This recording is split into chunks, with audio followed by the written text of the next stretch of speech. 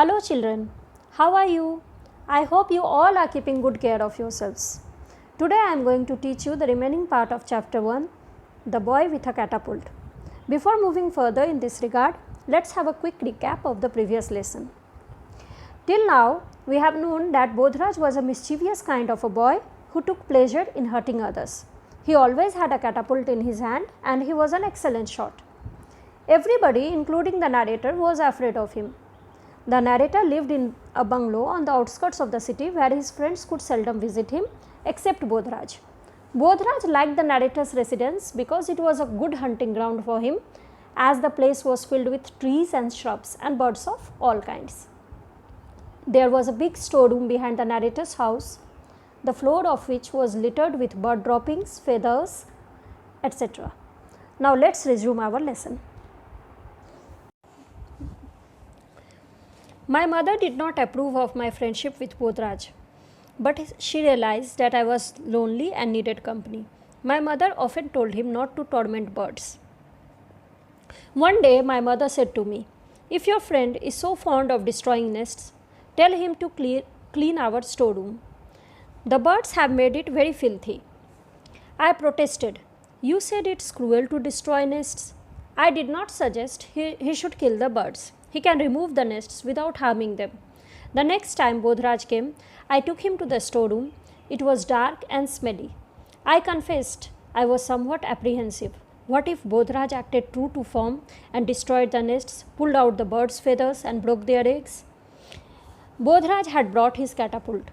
He carefully studied the position of the myna's nest near the ventilator. "The myna's little ones are up there," said Bodhraj, aiming with his catapult. I noticed two tiny yellow beaks peeping out of the nest. Now see what happened. Narrator's mother did not like the friendship of the narrator and Bodhraj, and she told him not to torture the birds. One day she called the narrator and told him that if your friend is so fond of destroying nests, tell him to clean the dirty storeroom without harming the birds. Bodhraj came to the storeroom and aimed at the myna's nest near the ventilator with his catapult, while the narrator noticed two tiny yellow beaks peeping or looking out of the nest. I hope this much is clear to you. Now let's move on. Okay. "Look," Bodhraj exclaimed, "this is a Ganga myna.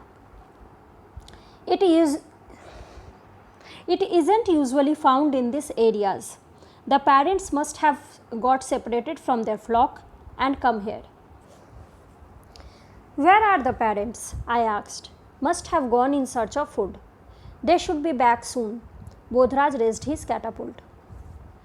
I wanted to stop him, but before I could open my mouth, there was a whizzing sound and then a loud clang as the pebble hit the corrugated iron sheet on the roof.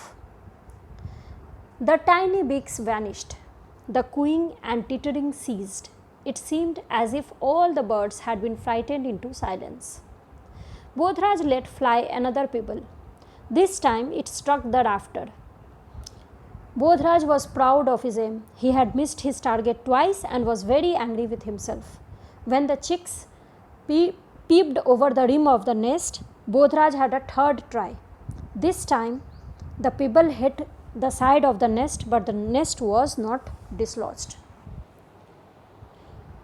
So, from this extract, it is clear that Bodhraj had a good knowledge about birds, as he says that this is a Ganga myna, which is rarely found here. He says that the parents of the mynas had got separated from their flock and made their nest over here. When the narrator inquires about the parents of the myna's chicks, he said they might have gone in search of food. Then Bodhraj aimed at the nest, but he missed his target thrice. I hope this much is clear to you. Okay. So let's move further. Bodhraj lifted his catapult again. Suddenly a large shadow flitted across the room, blocking the light from the ventilator. Startled, we looked up. Gazing down at us menacingly was a large kite with its wings outstretched. This must be the kite's nest, I said. No, how can a kite have its nest here? A kite always makes its nest in a tree. This is a myna's nest. The chicks began fluttering their wings and shrieking loudly. We held our breath. What would the kite do? The kite left the ventilator and perched on the rafter. It shook its shaggy neck and peered to the right and the left. The birds' frightened cries filled the air. The kite has been coming here every day, said Bodhraj. I realized why broken wings, straw, and bits of bird flesh littered the floor. The kite must have ravaged the nest often. Bodhraj had not taken his eyes off the kite, which was slowly edging its way towards the nest. The cries rose to a crescendo. Now see, Bodhraj again lifted his catapult and aimed at the nest when suddenly they saw a large shadow, which was the shadow of a kite, which flitted across the room. Flitted means moved here and there. Okay, then what I said earlier, then they saw that the shadow was the shadow of a large kite.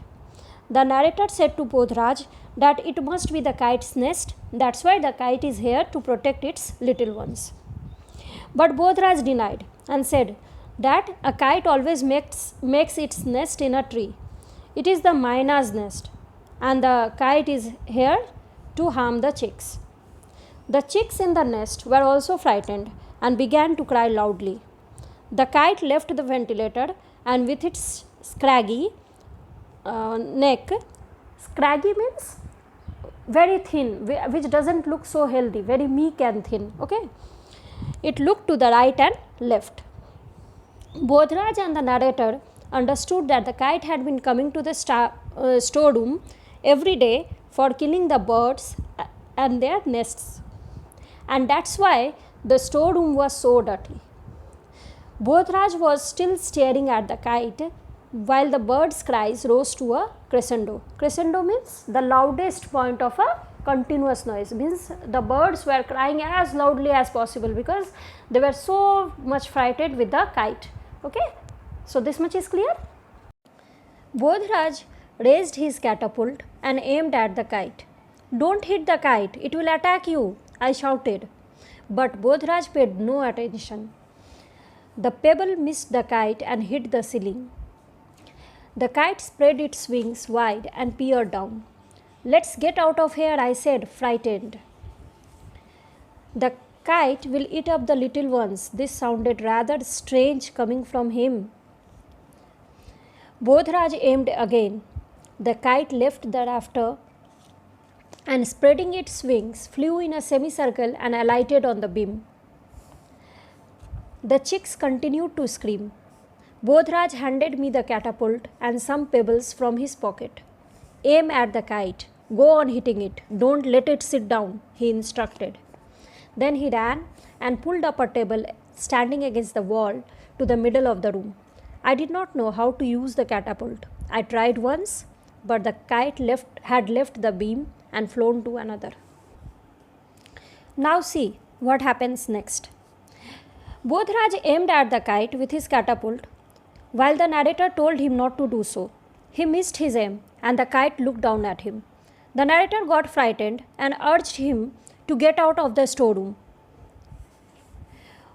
Bodhraj gave a strange reply, quite contradictory to his nature. He always took pleasure in hurting others, but now when he sees the kite going to harm the myna's chicks, he could not take that. Means he wanted to protect them from the wicked kite. So he aimed at the kite, after which the kite flew upon the beam of the ceiling. Now what Bodhraj did? He gave his catapult to the narrator and instructed him to aim at the kite and go on hitting it. The narrator, not knowing how to use the catapult, tried to hit the kite while the kite flew to another beam. Okay, clear till here? Now, Bodhraj brought the table right under the myna's nest. Then he picked up a broken chair and placed it on the table. He climbed on the chair, gently lifted the nest, and slowly stepped down. Let's get out of here, he said, and ran towards the door. I followed. We went into the garage. It had only one door and a small window. A beam ran across its width. The kite can't get in here, he said, and climbing onto a box, placed the nest on the beam. The myna's young had quietened down. Standing on the box, Bodhraj had its first peep into the nest. I thought that he would pick them both up and put them in his pocket, as he usually did. But after looking at them for a long time, he said, "Bring some water. The chicks are thirsty. We will put it drop by drop into their mouths." I brought a glass of water. Both the chicks, beaks open, were panting. Bodhraj fed them with drops of water. He told me not to touch them, nor did he touch them himself. "How will their parents know they are here?" I asked. "They will look for them." Now, Bodhraj brought the table right under the myna's nest, put a chair over the table, gently lifted the nest, and slowly stepped down. Then, both of them ran out of the storeroom, went into the garage, which had a door and a small window, and a beam ran across the width of the window. He put the nest upon the beam. Bodhraj looked at the nest, while the narrator thought Bodhraj would pick the chicks up and put them in his pockets, as he used to. But to his surprise, Bodhraj asked for water so that he could feed the chicks as they were thirsty. The narrator asked, "What about the parents of the chicks, as they would look for them?" Bodhraj said they would search for them and find them. Clear till here? We stayed in the garage for a long time. Bodhraj discussed plans to close the ventilator so that the kite would not be able to enter the storeroom again. When Bodhraj came the next day, he had neither catapult nor pebbles. He carried a bag of seeds. We fed the myna's young and spent hours watching their antics. Now, both Bodhraj and the narrator sat in the garage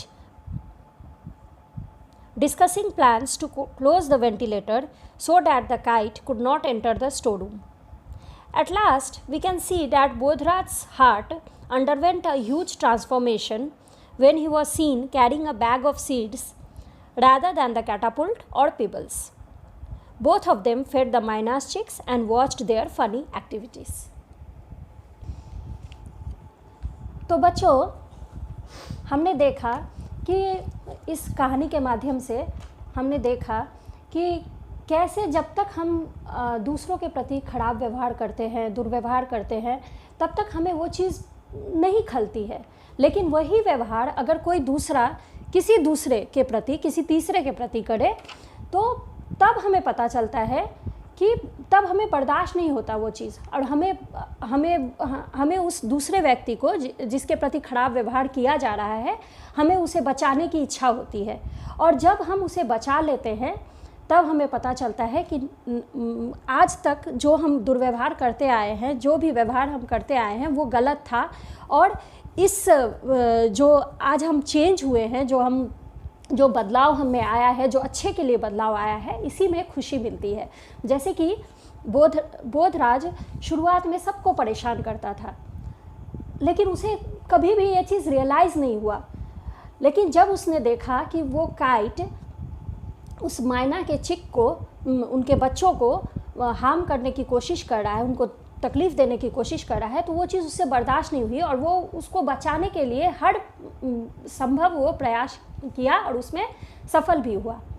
और जब उसने उस मैना के चिक को बचा लिया, तब उसको ये एहसास हुआ कि नहीं, उसने मैना के चिक को बचा लिया है और उसे उस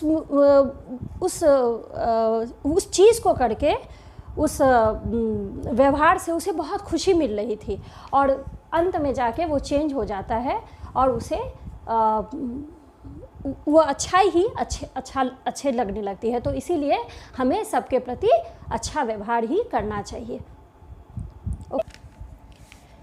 सो we have completed the chapter. I hope I have made the lesson clear to you. Still, if you have any doubts or if you have any queries, mention those in the comment box.